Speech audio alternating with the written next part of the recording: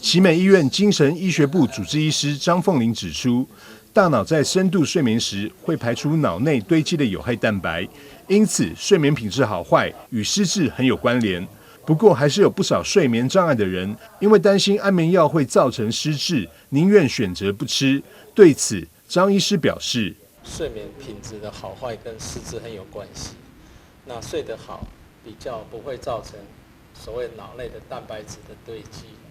那会因为现在目前知道蛋白质的堆积会造成脑细胞的发炎，然后脑细胞的退化，最终造成失智的现象。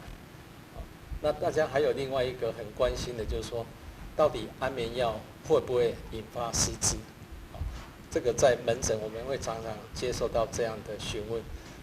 安眠药用了，我假料会变期代替的。那目前学界的资料来看是没有这样的相关性，就说不会因为安眠药所造成失智。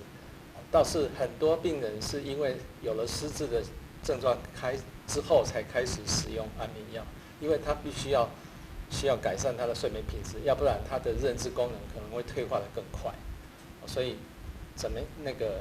目前我们需要澄清一点，就是说，在现有的资料里头，并不会说安眠药造成失智这一块。奇美医院精神医学部主治医师张凤玲强调，目前并没有资料显示安眠药导致失智，反而长期失眠才对大脑功能造成伤害。透过药物治疗、睡眠卫教与压力管理，病人经过一段时间的治疗，睡眠状况会有明显改善。台南新闻张硕维采访报道。